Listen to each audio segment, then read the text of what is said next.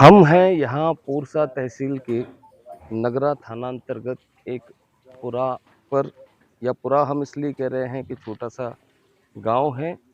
और जब हम इस रास्ते पर आ रहे थे तो मुझे लगता है सिर्फ हमारी गाड़ी के अलावा कोई दूसरी गाड़ी नज़र भी नहीं आ रही थी। और दूसरी बात, बड़ी आश्चर्यजनक बात अगर कहेंगे तो भाई यहाँ बिजली पानी के भी साधन नहीं है। यहाँ पर एक घटना हुई कल शाम 4 या 5 बजे के समथिंग। और जिस घटना के बारे में मैं बताना चाह रहा हूँ, वहाँ पीड़ित है एक मासूम 8 साल की बच्ची, जिसके साथ दरिंदगी की गई। और उस दरिंदगी का आलम ये था कि उसकी जान पर बन आई, खून से लथपथ हालत में उसको उसके परिवारजनों ने हॉस्पिटल ले जाकर गए।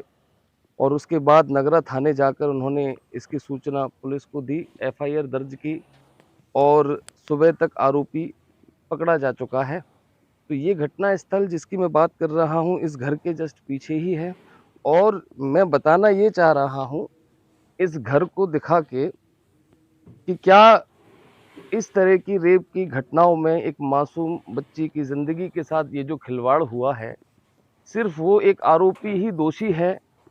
क्या इन घरों की हालत, इन मजदूर घरों की हालत देखकर सरकार को अपने द्वारा दी जाने वाली इन योजनाओं पर भी कुछ तरस आता होगा?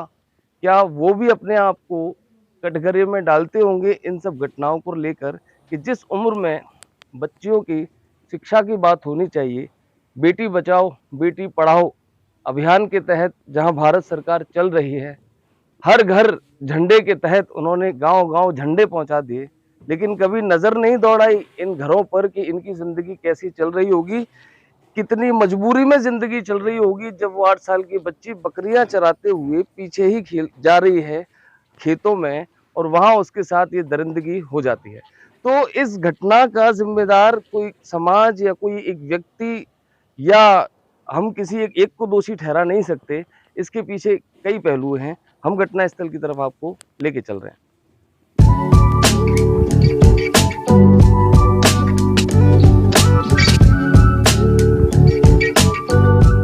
ये कुआं है ये। तो सर हम लोग का पहले से यहाँ से पानी का व्यवस्था रहेगा, तो यहाँ से हम लोग पानी भरते थे। सर हमारा पानी बंद किया गया। अच्छा, उसके बाद सर हम ये हम घटना स्थल की तरफ बढ़ रहे हैं। अमूमन किसी क्राइम सीन पर ऐसा नज़ारा नहीं होता, थोड़ा दूर रहें उससे। यहीं से पीछे है ना, हाँ। यहीं के पास में है। यहाँ पे घटना दरिंदगी की थी गई, जो पूरे हमारे मुरैना चंबल अंचल को शर्मसार करने वाली घटना है। उसको यहीं पे आरोपी का नाम है, वो उसमें हम उजागर करेंगे आगे। ये पीड़ित घटना दी गई थी। यहाँ से पुलिस छानबीन के तौर पे सैंपल भी ले गई है। यहाँ पे आपको दिखाते हैं आगे।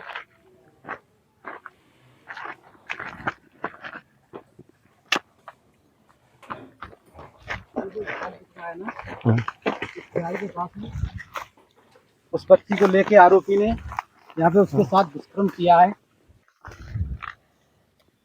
इसको कवरेज करते हुए हमारे रूह तक कांप रहा है कि एक 9 साल की बच्ची पर क्या बीती होगी जब वो आरोपी लगभग 35 साल का बताया गया है। यहाँ पे हमारे साथ ग्रामीण जन खड़े हुए हैं, कुछ उनके परिवारजन भी है।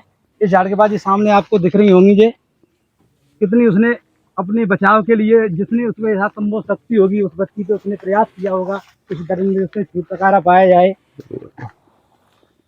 ये क्राइम सीन है असल में, और इसको देख के जब आप समझ सकते हैं शाम का और रात का वक्त वो बच्ची यहाँ पर पड़ी रही होगी। और बिल्कुल सुनसान क्षेत्र है ये, तो क्षेत्र के पिछड़ेपन को आप देख सकते हैं। और बच्ची से हुई इस घिनौनी वारदात को आप महसूस कर सकते हैं। हम घटना स्थल पर इसलिए आए जहाँ से हमें ये ज़्यादा जानकारी प्राप्त हो सके। तो हमारे साथ हैं, असल में हमारे साथ हैं बच्ची के चाचा जी। हम जानना चाहेंगे इनसे कि क्या मैटर था और क्या हुआ। सर बच्ची थी हमारी, जो भतीजी थी, तो सर इधर बकरी चरा रही थी और 5:30 बजे का टाइम था सर। तो क्या है कि हम लोग घर पे थे, अपने इधर उधर काम कर रहे थे, तो हमने देखा कि बच्ची रोकर आ रही थी। तो उसके ब्लेड और कपड़े बिगड़े हुए थे सब।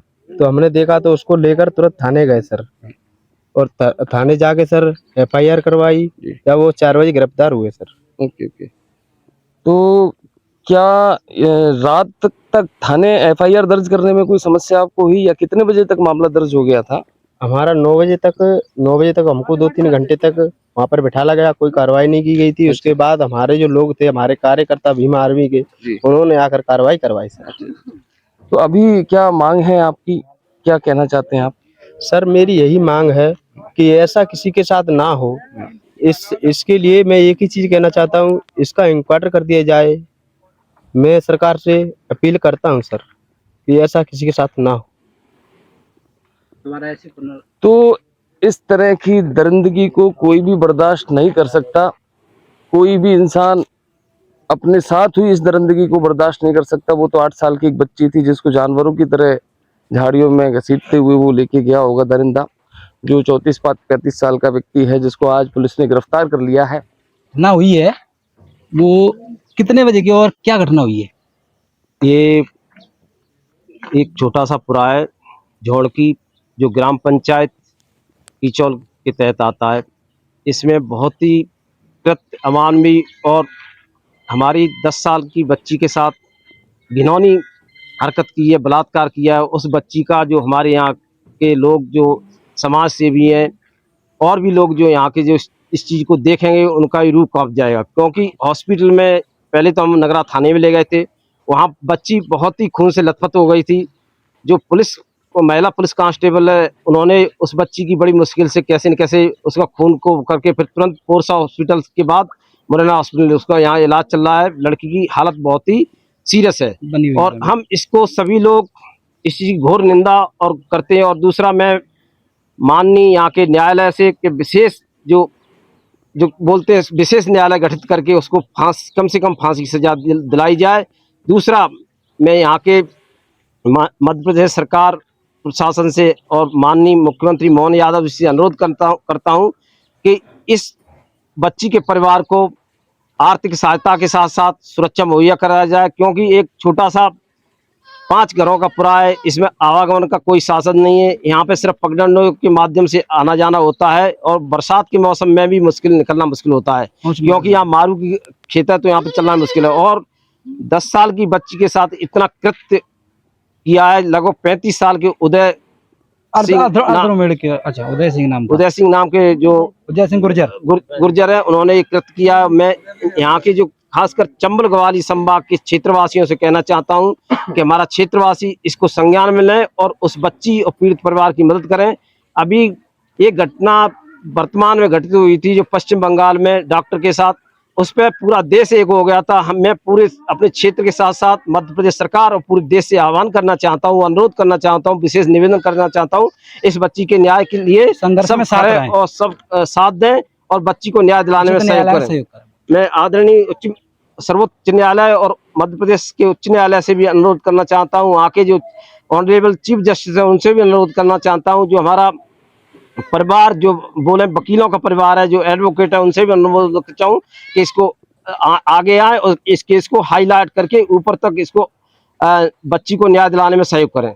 आपने मुझे यहाँ पे आके जो इंटरव्यू लिया, मैं आपका बहुत बहुत धन्यवाद आभार व्यक्त करता हूँ। और आप लोगों से मैं हमारे बीच में दोनों तोमर परिवार से तोमर भाई हैं, उनका भी मैं बहुत बहुत एक बच्ची की आपने जो व्यथा सुनी, आप वहाँ से ग्वालियर से यहाँ आए, उसके लिए आप भी सहयोग करें। अपने माध्यम से इसको जितना ऊंचे से ऊंचे पहुंचा सके, उछाल सकें, और media, social media, print media दोनों के माध्यम से इसको सहयोग करने का आपसे मेरा यही अनुरोध है और बच्ची को न्याय दिलाने में सहयोग करें। धन्यवाद जी। हमारे साथ उनके रिश्ते परिजन मौजूद थे। इनकी इतना आक्रोश है कि पीड़ित जो व्यक्ति है उसके परिजनों का, कि जो आरोपी पक्ष है उसको कहीं ना कहीं फांसी से पहले कुछ मंजूर नहीं हो, और सभी ये चंबल अंचल को इन्होंने कलंकित किया है। वो गुर्जर समाज से आता है, ये चाहते हैं कि उसको फांसी से पहले कोई भी मंजूर ना हो।